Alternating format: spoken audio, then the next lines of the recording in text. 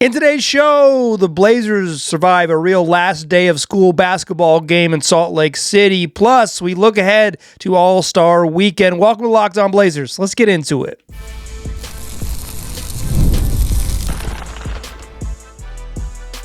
You are Locked On Trailblazers, your daily Portland Trailblazers podcast, part of the Locked On Podcast Network.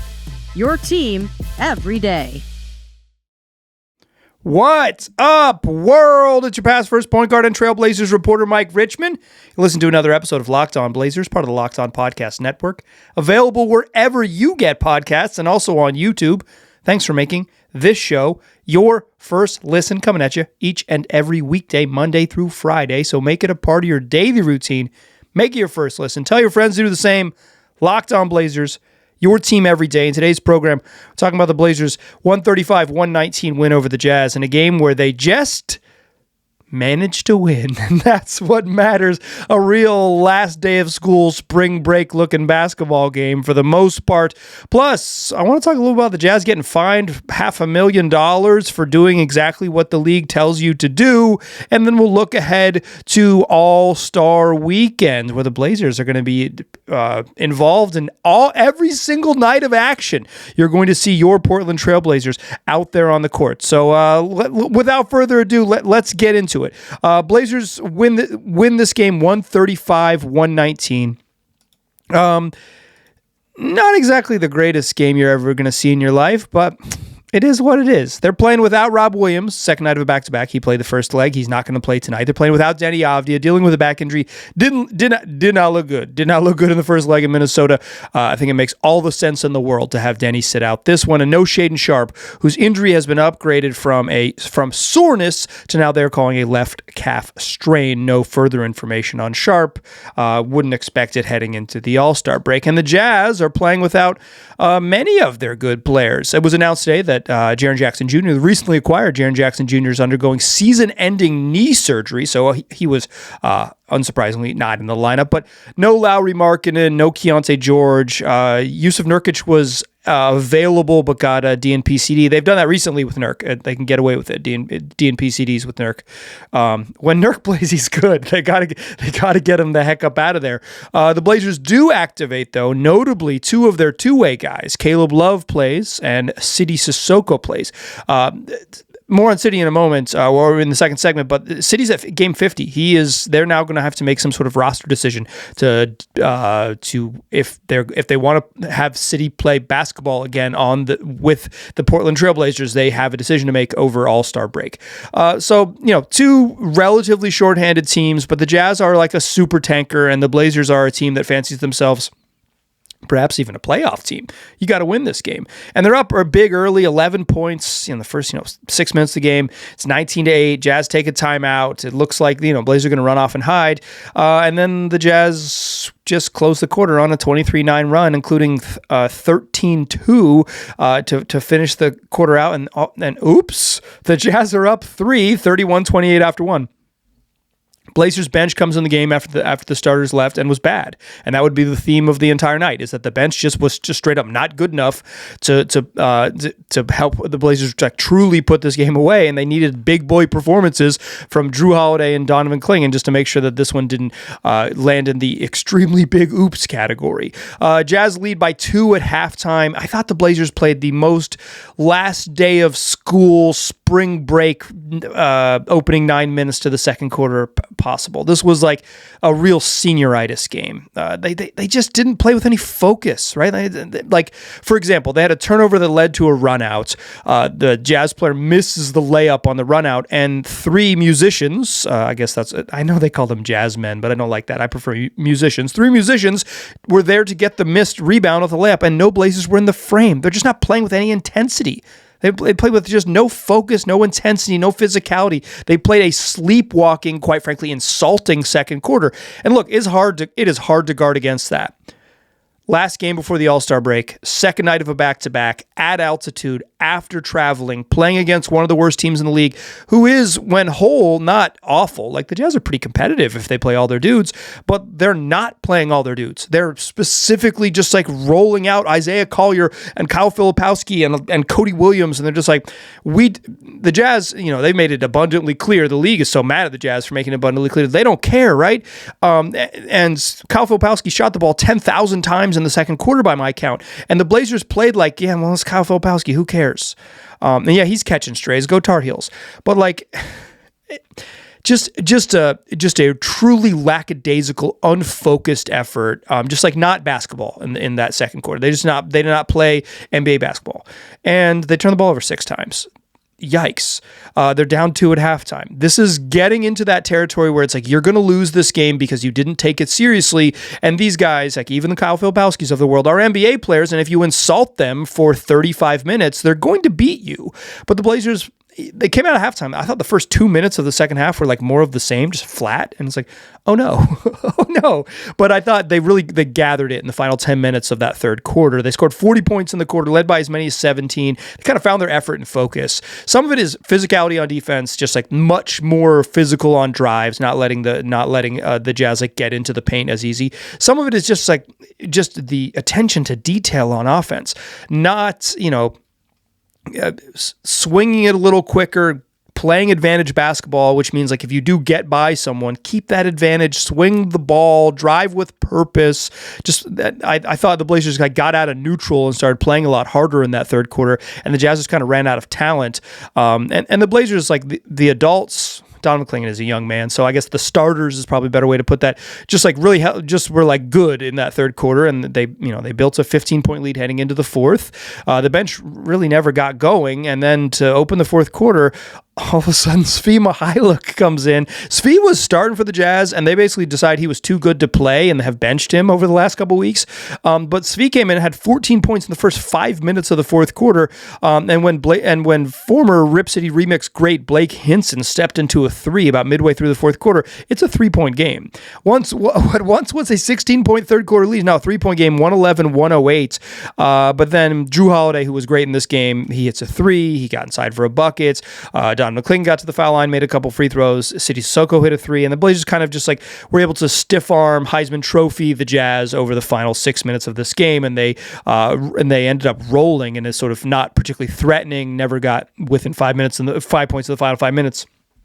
A non-clutch, relatively easy win in the end, although it looked very dicey at about the 6:45 mark of the fourth quarter. 135-119, that's your fastest recap in the West. Jrue Holiday was a professional in this game. 31 points, 9 boards, 7 assists, 10 of 15 from the floor, 4 of 8 from 3, 7 of 9 from the free throw line. Just awesome. 1 turnover in his 33 minutes. He had himself a ball game. It's like, he had 5 offensive rebounds and tracking down missed shots. Donovan Clingan, grown man performance. Like, the Jazz are small, right? Not only are they playing Kyle Filipowski, who is bad. Even he went to the wrong college, highly recruited, a high school player, but he's just like he is not physical or big enough to play center in the NBA. It's just like real deal that's just the truth. Real deal Holyfield. And then off the bench, they tried to play Oscar Tshiebwe in the first half. That didn't work. So the Jazz are playing a lot of minutes without like a real center on the court. They're sort of playing zone with your boy Jitty, John Conchar, playing a lot of that back line of the zone. And Clingan said, if you're going to play the Munchkins, I'm going to yellow brick road these fools. And he had 23 points, 18 boards, a career high 7 assists. He blocked 3 shots, hooping 8 of 12 from the floor. Importantly, he was 0 of 1 from 3, but the 1 is what I'm talking about. Donovan Clingan didn't hang out at the 3-point line and start bombing away. He said, I'm bigger and more physical than these dudes. I'm going to go to the rim and beast on them. The Blazers needed every bit of Jrue. They needed every bit of Donovan Clingan. I feel like this is one of these games where they didn't play particularly well. I thought the second quarter was particularly bad. It was a very bad 9-minute stretch. The last 3 minutes to close the half was okay. But like a very bad beginning of most of the second quarter was just like a very bad, like ugly, unfocused basketball. And then they like come away with like a relatively easy win. And like just go on vacation. Get to Aruba as fast as you possibly can. You don't need to apologize. You don't need to do anything. This was a senioritis game. That's fine. You graduated. You got the C in chemistry. You're going to be fine. You're going to go on to the second half of the season. Get out of there, right? You're like, hey, you used to be an A student. Hey, you got a C this semester. Whoops. Say you're sorry, and forget about it. Like that's what this kind of game was. The bench struggled a little bit. I have some more stray thoughts in this game, and I want to talk about the Jazz getting fined $500,000 for doing what the NBA tells them to do. We'll talk about just that in the second segment. Join me there. First, though, let's talk about FanDuel. It's the Olympics, y'all. The Winter Games are officially here, and if you're anything like me, you're locking in. You're watching Chloe Kim snowboarding at like 10 a.m. on the West Coast. I'm all over it. Checking out the Olympic Games, and so can you. And if you're following along on FanDuel, that makes a lot of sense. From medal counts to individual events, you're going to find your angle on the sports you care about most, or at least the events that you're locked into during the 2.5-week stretch of the Winter Olympics. FanDuel gives you more ways to stay connected to the action. So whether that's curling, speed skating, whether that's the women's half pipe that I was watching this morning, hockey games, whatever it is, it's the niche events become much watched because you're fully locked in. That's what the Winter Olympics, that's what all of the Olympics are truly about. And FanDuel has all of the action on all of your Olympic sports. The Winter Games are on, and there's no better place or no better way to follow them than with FanDuel. FanDuel, play your game. Today's show is also brought to you by the good folks over there at Indeed. Hiring isn't just about finding someone willing to take the job you have available. It's about finding the right person with the right background who can actually help your business move forward. And if you want to find candidates who match what you're looking for, Indeed Sponsored Jobs is the move, because instead of hoping the right person stumbles across your post, Indeed helps you match with quality candidates by boosting your job listing to people who fit your specific criteria. Skills, certifications, location. Indeed is going to help you find the people that not just someone who can help, but someone who can jump right in, who has real experience to help move your business forward. Saves you time because you're spending less energy sorting through mismatches, and your posts are going to get seen by candidates who actually fit what you need. And here's the stat that says it all. In the minute I've been talking to you, companies like yours made 27 hires on Indeed, according to Indeed data worldwide. So if you're hiring, spend less time searching and more time interviewing candidates who check all your boxes with Indeed Sponsored Jobs. Listeners to this show will get a $75 sponsored job credit to help get your job the premium status it deserves at Indeed.com/podcast. That's Indeed.com/podcast. Terms and conditions apply. Hiring, do it the right way with Indeed.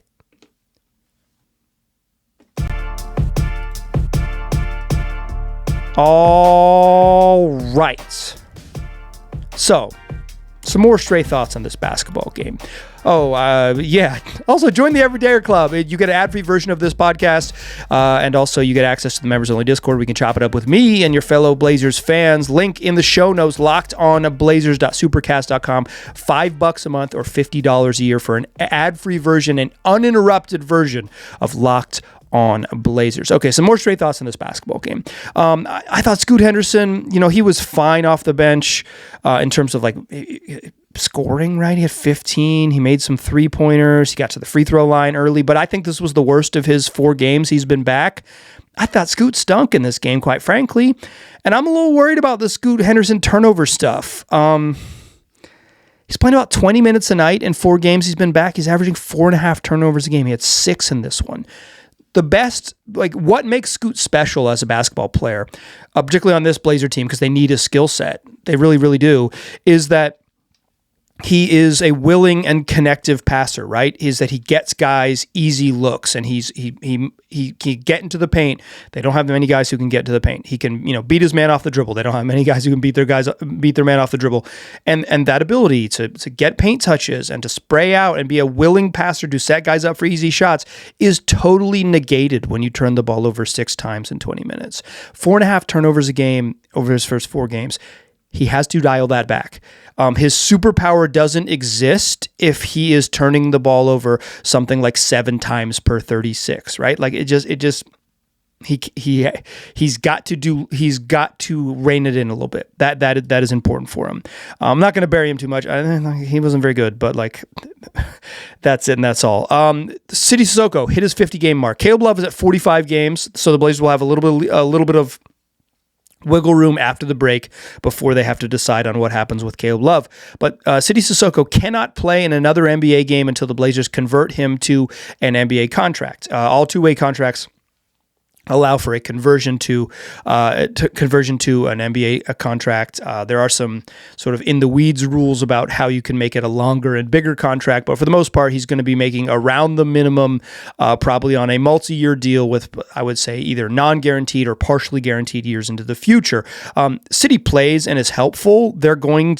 He's going to get an NBA contract. The question is, what is the corresponding move? I would say right now, heading into the All-Star break, and I'm recording this at like 9:30 on Thursday. I don't think they're going to announce it tonight, but if they do, I don't know, mention it in the comments on YouTube or email me about it, lockdownblazerspod@gmail.com, or jump in the Discord if you join the Everyday Club. So like, I think I would say the most likely move is that they waive Matisse Thybulle. That's the most likely move. Just because like Blake Wesley plays, he's not going to get waived. Ryan Rupert, they just kind of need him for bodies. Like they could waive him for sure. They could waive him. It wouldn't be a stunner, but they kind of need him for bodies. Matisse is just, he just hasn't played all year with tendinopathy in his knee. He's got basically that means like a swelling of your tendons. It's like soreness, right? Like it's just a chronic knee pain. Hasn't had knee surgery, right? It's just, he just continuous and a level of discomfort in his leg that will not allow him to play NBA basketball. And the cold hard truth is, like, if that's the deal, maybe they move on from him, right? Like maybe that's the end of the Thybulle experiment. I think it would be a kind of a cold-hearted way for Matisse Thybulle's Blazers career to end. But I would say right now that is probably the most likely move. I know the idea has been floated a little bit that they might reach a buyout with him. I've seen that a couple places. Usually you don't get a buyout unless you have another job lined up. I think they're just going to give Matisse Thybulle every single dollar that he's owed and thank him for his service. See you later. So when the Blazers come back from the All-Star break, I assume they will have already made this move. But if they do come back without making a move, City is no longer eligible to play on the NBA team. He doesn't go anywhere. But like they have to convert him to a true NBA deal before he plays NBA basketball. Okay. It was announced today that the NBA has fined, let's talk tanking for a second. It was announced today that the NBA has fined the Utah Jazz $500,000 for conduct detrimental to the league relating to 2 games, the February 7th game against the Orlando Magic and the February 9th game against the Heat. The freaking Jazz won the game against the Heat on February 9th. During those games, according to the league's press release, quote, the Jazz removed 2 of the team's top players, Lowry Markkanen and Jaren Jackson Jr., before the beginning of the fourth quarter and did not return them to the game, even though these players were otherwise able to continue to play, and the outcomes of the games were thereafter in doubt. Yeah, they benched him in the fourth quarters. It happens. That's what the league wants them to do. In addition, the Indiana Pacers have been fined $100,000 for violating the player participation policy in connection with the team's game against the Utah Jazz on February 3rd. You mean to tell me that the Jazz were tanking so hard that another team had to out-tank them? Well, guess what? Mr. Silver, who actually, let me read this quote from Adam Silver, who says in this press release sent by the league on February 12th. You're listening to Friday, February 13th show. Happy Friday the 13th to all those spooky listeners out there. Overt behavior like this that prioritizes draft position over winning undermines the foundation of NBA competition, and we will respond accordingly to any further actions that compromise the integrity of our games, said NBA Commissioner Adam Silver. Additionally, we are working with our competition committee and board of governors to implement further measures to root out this type of conduct. Are you, clown? Are you? Because you are not. Because you know who else is doing this? The Washington Wizards are doing this right now in your league, Adam. But you don't know that because you don't care. I would say what the Wizards are doing is worse. The Wizards were up 11 in the fourth quarter against the freaking Detroit Pistons and pulled all of their starters to play their bench in order to try to lose, and they couldn't quite pull it off, and they beat the Pistons. Congratulations. But the Pistons aren't resting former All-Stars in Markkanen and Jackson Jr. They're resting 22-year-old up-and-comers. Quite frankly, that's more insulting to pull youngsters who are trying to be like truly developmental players, in the Wizards' case, because they're playing too well, to play Anthony Gill and Sharif Cooper down the stretch. Get out of here. If you cared about this, you would fine everyone.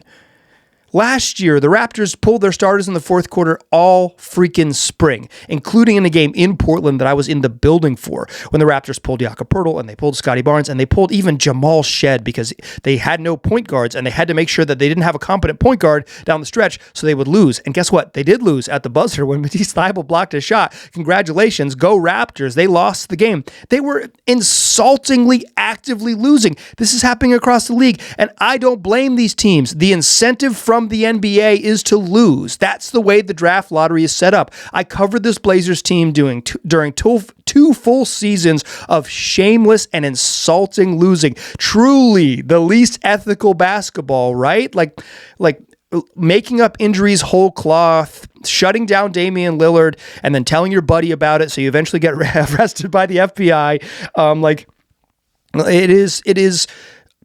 It is a joke. It is a joke that the Jazz get fined for this, because this is what the lottery system tells you to do. You are incentivized to lose. And if you hold the players out, you get in trouble at the start of the game. You get in trouble because if you hold them out with non-injuries, they're going to get mad at you. So the way to do it is to hold them out late. And this has been going on for multiple seasons. The league walked down this path, and Adam Silver is embarrassed by it. And quite frankly, if I'm really wearing my tinfoil hat, this is because the money around the league, and quite frankly, gambling money around the league, says like nobody wants action on the Jazz because they're a mess. And that's why this is loud. Nobody's betting on the Wizards anyway, so they don't care about it. It's so stupid. The league can't punish tanking if the league is specifically set up to tank. If there is incentives to lose, and there are clear and straightforward incentives to lose, you can't punish teams for doing it. Does it suck? Yeah, it's bad. It's obviously bad.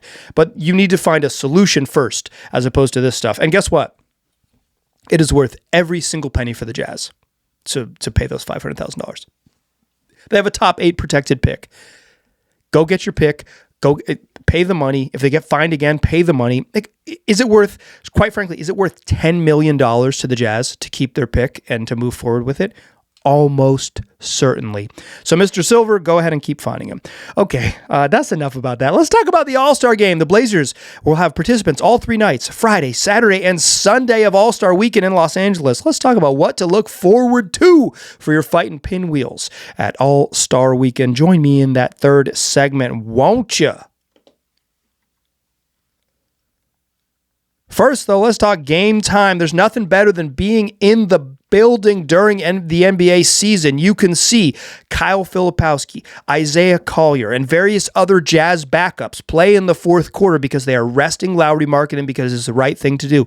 You'll get great energy from all of your fellow fans, and you'll get to see classic NBA stuff like teams losing. But if you want to be in the gym to see teams lose on purpose, you're going to have to get tickets. And that hasn't always been so simple. That's where Game Time comes in. It's the go-to app for scoring tickets fast without the hassle. It puts the advantage back where it belongs with you, the fans. Pull up the Game Time app. Pick up an NBA game you want to go to. The venue comes up on your phone right away. The Moda Center is going to look super clean right there in the mobile app. And then with a couple clicks, you can get tickets. And while you are scrolling around the venue on your phone, you're going to see all-in pricing up front. So there are no surprise fees at checkouts. They got great last-minute options, too, with NBA tickets showing up at solid prices as you get closer to the game, rewarding the procrastinators among us. Everything's quick, intuitive, and stress-free. You can take the guesswork out of buying NBA tickets with Game Time. Download the Game Time app, create an account, use the code LOCKEDON. You get $20 off your first purchase. That's LOCKEDON for $20 off. Download the Game Time app today. And remember, it's gametime.co, not gametime.com. Today's program is also brought to you by your local YMCA. That is, if your local YMCA is the YMCA of Columbia-Willamette, because the YMCA of Columbia-Willamette wants you to find your play. They believe everyone deserves to find their play. Find their place to play, that is, because play connects us, it strengthens us, and it brings us together as a community. And through their 3 pillars, youth development, healthy living, and social responsibility, the Y is your local nonprofit helping people of all ages move, grow, and belong across the Portland and Vancouver metro area. You're going to find 6 courts and a full fitness center at the Beaverton Family Y. You're going to find families swimming or playing pickleball together at the Clark County and Sherwood YMCAs, plus family activities all year long, brand new workout equipment at all 3 branches, and so much more. And with YMCA camps, childcare, and enrichment sites throughout the region, the Y gives kids safe, fun spaces to learn, play, and build confidence all year long. I'm a child of YMCA camps. I am an adult who is a member of my local YMCA. I am finding my play at the Y, and you can too. So join your local YMCA and find your play. You can visit ymcacw.org/pod. That's ymcacw.org/pod, or follow them on YouTube or on Instagram at YMCA CW. Still a pass first point guard. I'm still Mike Richmond, and you are still listening to Locked On Blazers. All-Star Weekend is upon us, and the Blazers are well represented. Donovan Clingan had this monster game against the Jazz, one of the great games of his career. They lose without him. He beat the Lilliputians. He said, "Come here, little dudes. I'm going to dominate you." And then he's going to need to drink some fluids and take a little nap because he's playing basketball for the 3rd time in a row on Friday in Los Angeles. That is right. Donovan Clingan is a member of Team Mello at the Rising Stars game. He will face Trailblazers' very own Young Hansen, who's a member of Team Austin at the Rising Stars game. Rising Stars is, there are 4 teams. They'll play the semifinals to 20, and then to 40, and then the championship game to 25. It starts at 6 o'clock Pacific time. It's on Peacock, so if you're a Olympics viewer, or if the NBA has tricked you into becoming a Peacock subscriber, you'll be able to watch it. Otherwise, you'll just probably hear about it from a friend. But like 2 semifinals, winners play a championship game. I think the Rising Stars game stinks because it kind of has found the same sort of competition atrophy as the All-Star game, except without sort of the earned slacking, without like, oh, these are the best players we've ever seen play basketball. It's okay that maybe Steph Curry and Kevin Durant don't want to run very fast. It's okay that Nikola Jokic has no interest in playing the basketball.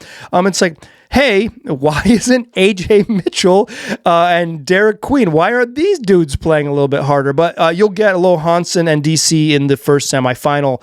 That'll be the 6 Eastern, the 9 Eastern, 6 Pacific game on Friday nights. And then as we roll into Saturday, you'll get more Blazers stuff. That's Damian Lillard. I want to talk about him more in a moment. But you'll get Damian Lillard in a 3-point contest. And then Sunday, Deni Avdija, let's go, making his All-Star debut. Deni did not play against the Jazz. I don't think there's any word whether he will participate, but he hasn't been ruled out. My assumption is that he'll play very little because I think it's very meaningful him to make his first play in his first All-Star game. Obviously, it's probably very meaningful to Israeli fan base to see him participate in this. I bet he'll play a little bit. I don't think he'll play much, but I bet he'll play a little bit because I bet it's like a meaningful thing to get there. He'll play for the world team. The All-Star game is so convoluted now. There are 2 American teams, Stars and Stripes, and the World. Of course, it's USA versus the World, and the USA has stacked the deck with 2 teams. Is that a little bit on the nose of a metaphor for our current geopolitical climate? So it's a round-robin tournament. Everybody plays everybody. So World versus the Stars, World versus Stripes, Stars versus Stripes. You'll get all of the matchups. They play the round-robin tournament, 4 12-minute games, and then you'll get a championship game. It's the 2nd year of this unnecessarily confusing format. Maybe scrap it. I think the real truth is that we've moved beyond the need for an All-Star game. When I was a youngster, seeing out-of-market games was pretty hard as a kid, right? Like, I grew up in North Carolina. There were national TV games, but I couldn't like regularly and very easily see basketball games. I couldn't even really see the Hornets as a kid, quite frankly, because the way TV worked back then. But now I have NBA League Pass. I can watch all these, if I want to watch Jamal Murray and Nikola Jokic and Norman Powell and blah, blah, blah, blah, I can watch those games because it's very, very easy. There isn't anything special about the All-Star game, and they don't play hard. It stinks. Get rid of it, but it's a big honor. Congratulations to Deni Avdija. Cool. It's not for me. It matters to make it. It matters to be honored. It matters to join the fraternity. The actual basketball part of the game stinks, and they should get rid of it. Get it out of here. The NHL's pretty much scrapped a traditional All-Star game.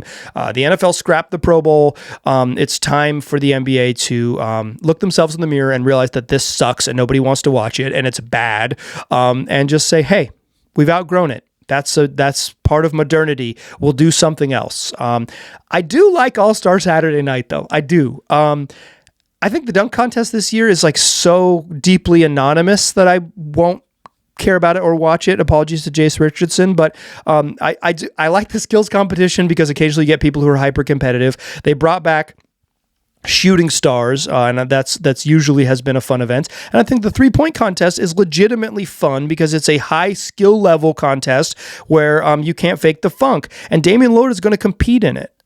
He's a 2-time winner of this event. He won in 2023. He won in 2024, once with the Trailblazers, once with the Bucks. He's already the only one of 2 people in NBA history, along with Jason Kapono, to win the contest with 2 different teams. Shout out to the Heat and Raptors that Kapono repped. And if Dame wins this, he becomes one of 3 players in NBA history to be a thrice winner of the 3-point contest. 3 times in the triple game. Larry Bird and Craig Hodges, who each won it in 3 consecutive years. Craig Hodges, in my research, 9-time participant in the 3-point contest and a righteous dude. Shout out to Craig Hodges. The only other winner in the field with Damian Lillard is Devin Booker, who won it in 2018. It's Devin Booker, Donovan Mitchell, Bobby Portis, Con Knippel, Tyrese Maxey, Jamal Murray, Norman Powell, famous Bahamian, and Damian Lillard. This is a big deal because we haven't seen Damian Lillard in a Blazers uniform since March of 2023. We've seen him in the building.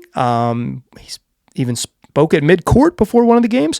I've seen him in the locker room. He's part of the team. He seems like I've seen him walking around in the back. Like he's certainly a Trailblazer again. It's real, but we haven't seen him wear a jersey. Like a jersey. He's recovering from an Achilles injury. He's not going to play basketball this year, at least in the NBA. That's kind of suggesting he might play in another league. He's not going to play NBA basketball this year. This is the first time and only time you're going to see him probably don a Trailblazers jersey. This is going to be a special moment for Blazer fans, and I think it's going to be a lot of fun. It's also in the middle of the afternoon. It starts at like 5 o'clock Eastern time, so 2 p.m. Pacific on Saturday afternoon. That's fun. All-Star Saturday night, except it's All-Star late lunch. And the 3-point contest is the first event. So we'll get to see Dame. Part of me thinks Dame is going to be, like shooting is kind of like the ball goes in or it doesn't. But I think there's going to be a level of focus and intensity from him because it's going to be like proof I still got it. Y'all don't got to worry about me because I'm coming back soon. And then you will have to worry about me. But you don't have to worry about it because I still got that thing on me. Like I keep the ratchet with me. He's going to, I think there's sort of a part of Dame as a sort of contrarian, hyper-competitive person that really wants to say like that will really come out and try to win this, right? Try to win his 3rd ever contest. He wouldn't, he's going to probably like fly in for a little bit of media responsibilities, fly in for the event, and then they'll leave immediately after. So like I'm sure he's there to win it. A business trip to, because I don't know, Adidas wants him to do it or something. Or he's a competitive person who said yes when they asked him. But I think this is just like, this is a moment to remember kind of what it means to see Dame in a jersey. I think it'll be fun for Blazer fans to say like, oh yeah, that's our guy. And if he wins it, and I think I wouldn't be surprised if he does. It's hard to predict, right? It's like they shoot the ball and it goes in or it doesn't, right? It's not like a true competition, but I mean it is, but it's not like you don't like have an impact on your opponents, right? You just try to make as many shots as you can. You don't go there. You don't get to go out there and like defend Norman Powell and make it hard on him. So like, I think this would be a moment for Blazer fans to kind of sit with their appreciation of Dame. I think this is a real hold on to your joy 2 o'clock in the afternoon moments. It's like, hey, this guy meaningful to the fighting pinwheels, and I haven't seen him wear this jersey in forever, and now he's doing it again, and kind of giving you that sneak peek of the special talent he has been. It's not basketball, right? And we'll see what he's like in the fall, but this is like this is a true hold on to your joy moment. Go watch Dame. Appreciate what he means to the community, what he means to the franchise, and what he means to the NBA, and like get a chance to see him again. And it's been a while since you have. So while I think the Rising Stars game, don't care for it, probably won't watch. The All-Star game, I'll be hard pressed to watch it. I'm gonna be honest with y'all. I might because it feels like work, and I'm usually a pretty diligent worker. But like I'm gonna watch All-Star Saturday Night. I like this stuff. I think that part is fun to me. And I think not only will I be enjoying it just as a fan of basketball, I'll be appreciating what it means as a larger moment for. I don't use this term, so I'm Blazer Nation or whatever. For the community, for the city of Portland, for the Trailblazers franchise, and all of that, and like what it means to see Dame shoot that thing a few times. Like let's enjoy it, right? Like let yourself in these sort of moments that we live in now, go enjoy something, and Dame will give you a chance to do exactly that. Hold on to it because it is fleeting. That is going to do it for today's show and this week of shows. It's what we do 5 days a week, wherever you get podcasts, and also on YouTube. We're not going anywhere next week. Blazers don't play again until next Friday. They're off for a week because it's the All-Star break. Still have 5 shows. Kind of check in with where the Blazers are at in the break, look ahead to what's next, bring on a fun guest. It's what we do. Tell your friends about the program. Tell them they can find it wherever they get podcasts and also on YouTube. I appreciate you listening. I will talk to you soon.